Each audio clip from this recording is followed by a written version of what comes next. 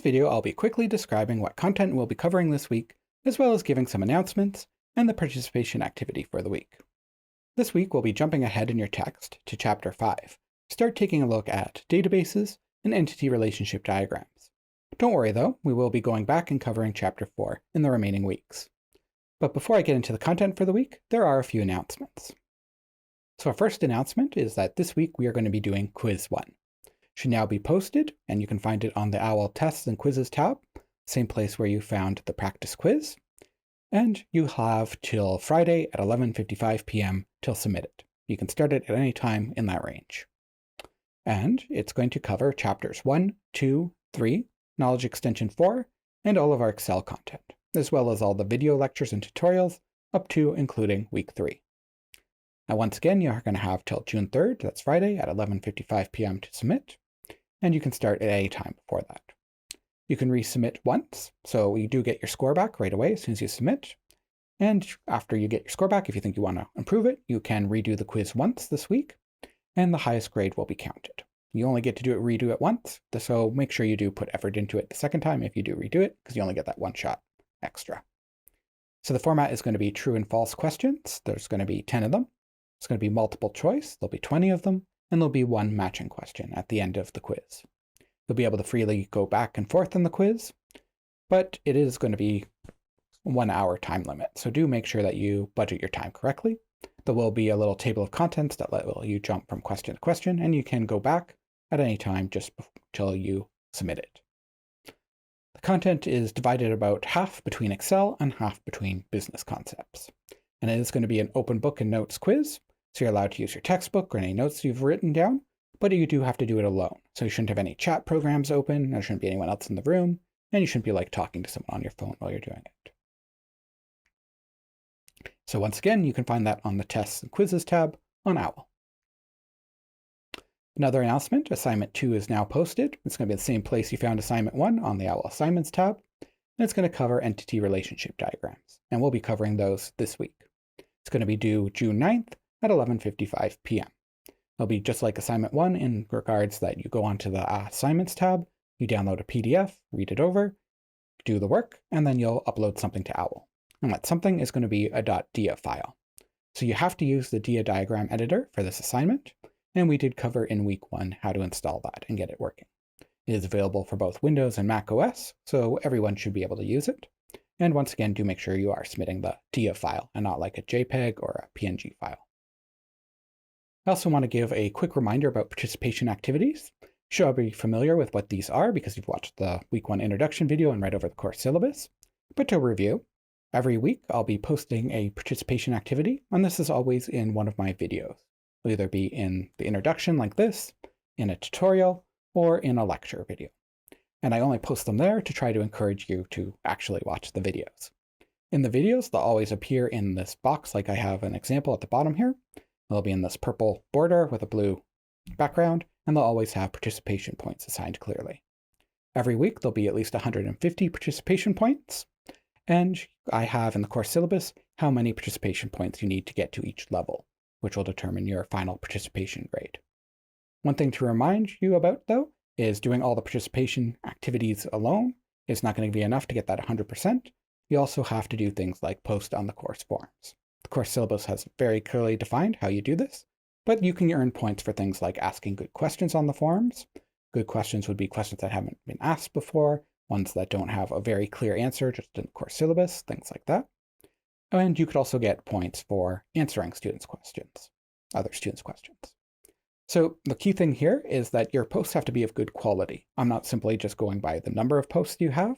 They have to be good quality posts that were clearly made as a good effort and in good faith. If you and a friend are just posting back between each other, clearly just trying to add up your post count, that's not going to count for your participation. We're marking quality, not quantity. The other way you can get participation points to get all the way up to that 100% or even beyond is to post resources and tutorials. So if you found some resources and tutorials that I haven't already mentioned, and they cover some stuff in the course really well, and you think they'll be useful to other students, you're free to post those on the course forums. There's a specific section for it, and you'll get participation points for doing that. Again, quality over quantity here, simply just pasting all the Google results you have for like Excel isn't going to get your participation points. but I'm expecting like a well-curated list of tutorials.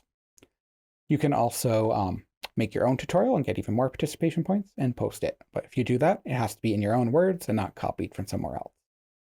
And some weeks, like this one, are going to have opportunities for bonus participation points. This week, for example, one of the ERD homework problems that's on OWL will allow you to submit some of your answers for bonus participation points above and beyond that 150 per week. So I'm going to mention now the content for this week. And there is quite a few different things, although they're not as long as our past videos in most cases. So it sort of adds up to the same amount of work as past weeks. But I have a suggested way to go through the content this week because there's a few different things to keep in mind. And my first step would be starting with the readings. So chapter 5 in your textbook is going to cover databases. And then knowledge extension 6 is going to start getting into how we model databases. Then we're going to go over to the how to create an ERD diagram slides that are now available on the week 4 tab. I do highly recommend you go into those because they are quite more detailed than what's covered in some of the videos, and they will cover a lot of edge cases you might run into. So I should quickly discuss what an ERD is. I mentioned before that's an entity relationship diagram. What these are a way to us to sort of make a blueprint for a database. Just like when you're building a house or a building, you wouldn't just start nailing boards together, you'd get an architect to start making out some blueprints and plans. When we're starting to make a database, we don't want to just start throwing code together or making structures. We want to actually plan it out. So ERDs allow us to make that blueprint or model for a database before we even start using Microsoft Access. So we're going to learn how to do that because in future weeks, we are going to be using those sort of blueprints to start making actual databases in Microsoft Access. ERDs are also important as they'll be covered in assignment 2. Next, I suggest you watch the database lecture. And this will be a high-level lecture where I give an introduction to databases. We won't go into actually how you do SQL or how you create an Access database. Rather, it's going to be high-level discussing what databases are, why they're useful, and getting you ready for the future weeks where we do actually start getting into making them. Then there'll be a tutorial on what is an ERD. That's going to be me going over what entity relationship diagrams are and how you make them, how you read them, things like that. And it's followed up with a more practical example video, which is the ERD tutorial video. And what this will do is you'll allow you to go through it, follow along, have a sheet of paper and a pencil, and try to make the same diagrams I'm making. I suggest pausing the video at each step, trying to solve it yourself, and then hitting play and seeing if your solution matches mine on the screen. After that, there'll be one more tutorial, and this will be specifically how you use the DIA diagram editor itself to make an ERD. So you can think of the ERD tutorial as sort of how you cover the theory of it and how you sort of draw them by hand. Well, the DIA tutorial is going to be how you take those sort of like hand drawings and actually put them into a computer to make a nice diagram. After that, there's going to be some extra homework this week. It's called the ERD homework, and that's not going to be in my lab. It's going to be posted on OWL under homework. What these are a few practice problems that'll get you making ERDs. And again, they are going to be ungraded, just like the MyLab homework, but they are great for studying purposes and getting ready for assignment 2, as well as there is an opportunity for bonus participation points in one of those activities. So do take a look at those on OWL. And as always, if you have any questions about this content or run into problems, do post on the course forums, send me an email, or sign up for TA consulting hours. So that brings us to our participation activity. For this week's participation activity, you'll be giving an elevator pitch for the company you created in assignment 1. So if you recall, in part 1 of the assignment, you created a company and that company had to produce something. So now you're going to be giving an elevator pitch, which is a short, less than 10-minute talk about your company that the listener can understand without any prior knowledge. So they shouldn't have to have any prior knowledge of your product or you or your company. So this should include your company name, what product you make, why people will want it, and why you think it's going to be a success. So you're sort of trying to convince this person to either like invest in your company or buy your product at least. So we're not going to be posting this on the course forums this week. Instead, this will be posted using VoiceThread. And that's a software that's run for your web browser that allows you to create a little video and share it with the class. So if you don't have a webcam, first of all, I should remind you that a webcam is required for this course. We are going to need it for the final exam. So either way, you're going to need one. And that these participation activities don't have to be submitted in the week they're announced. You do have till the last day of the course to submit your participation activity, but I highly recommend you don't leave it that long. Otherwise, you'll have this massive work at the end of the course. So you should be keeping up. But if you don't have a webcam right now, you're going to need to get one for the final exam anyway. So once you get that webcam, you can then do this participation activity, so long as it's before the last day of the course. So there is a second part to this. And that is, after you've posted your video, you should be able to view other students' videos, take a look at a few of them, learn what kind of companies they're suggesting, and find one that you like, and then make a response to that video. So your response should be a comment, and it doesn't have to be another video. It could be simply text or voice only. And what your comment should have is a description of what you liked about their pitch, what you liked about their company or their product, as well as anything you think could be a problem as their business grows. And it is important that you do keep this positive. We're trying to encourage other students and give them advice that might help them design their company better, as opposed to being negative or putting them down at all. So this part is worth 50 participation points. So in total, this whole activity is 150 participation points. And I'll quickly now jump over to OWL and show you how you would submit this. Okay, here we are on our OWL course site. And you should notice that there's a new tab available called VoiceThread. So when you want to film and submit your elevator pitch, you click on VoiceThread, and it should open up a new window in your browser. If a new window doesn't open up, you'll see a screen like this, and just click here to press to relaunch page, and it should open it up for you. So you'll have a description of our participation activity down here on the side. It's the exact same text that was from our slides. So what you want to do is click on record a slide video or record a video slide, and you have to give it permission to use your camera.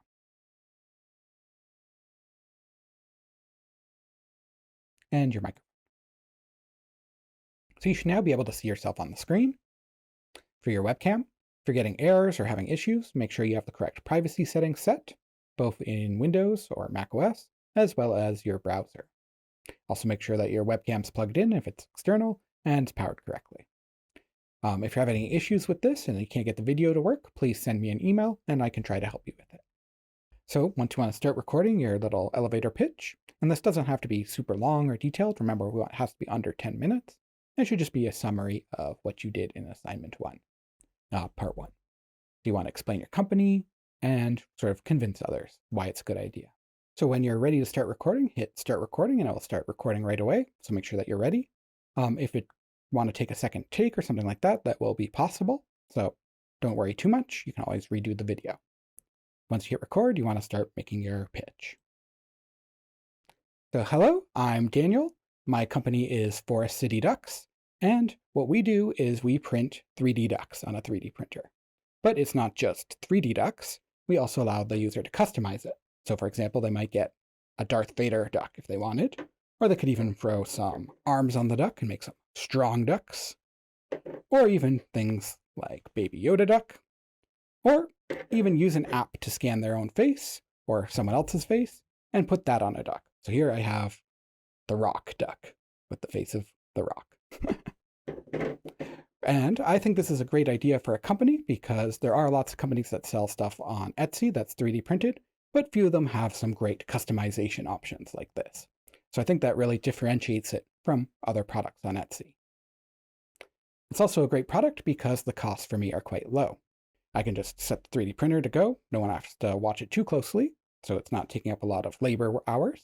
And also the raw resources like the 3D printer filament are quite cheap, so these little ducks only end up being a few cents to a few dollars each. So thank you for watching my talk and let me know what you think. So once you do that, you should see that it's uploading. If you didn't like that take, you can always hit cancel and redo it. Then you can watch it. So hello, I'm Daniel. My company is Forest Ducks. And what we do is we print 3D ducks. But it's not just 3D ducks.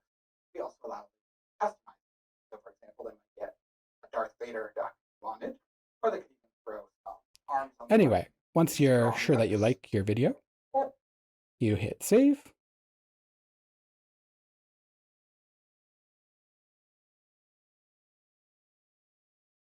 And it will take a little bit to process it.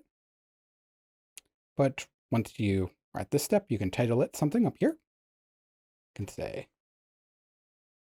I would recommend just putting your name.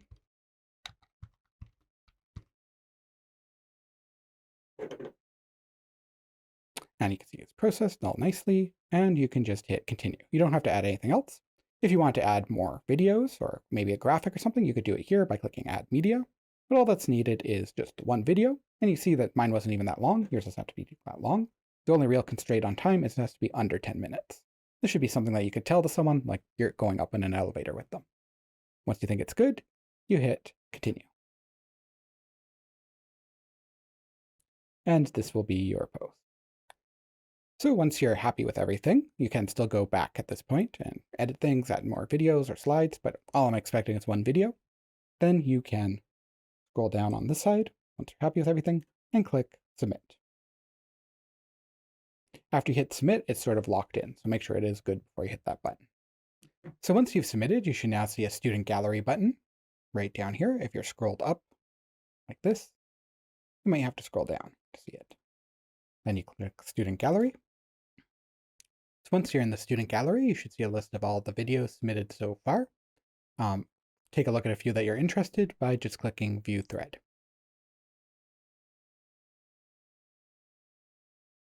This should bring up their video, and you can play it by just clicking this play button.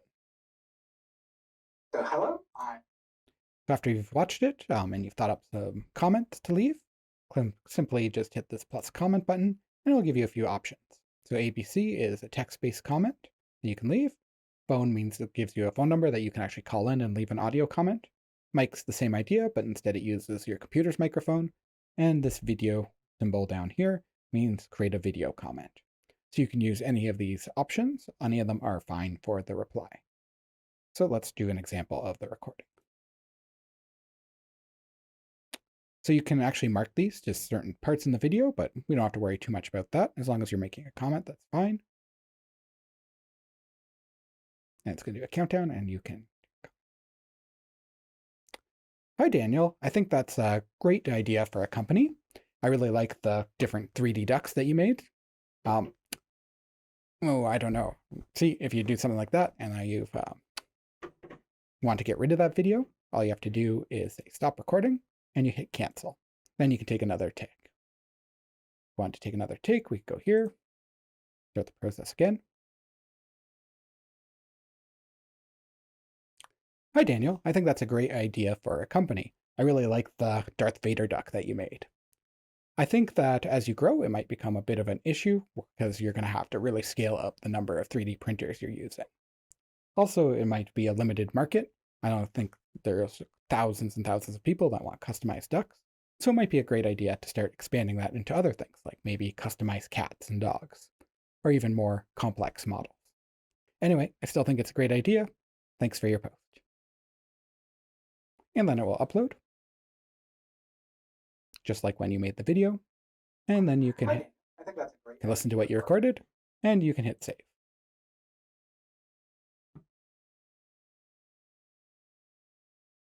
And then you can see your comment is there now.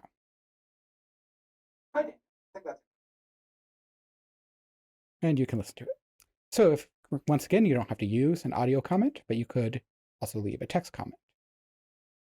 I'm just going to go, this is example text comment. And that shows up a bit differently. It just shows text.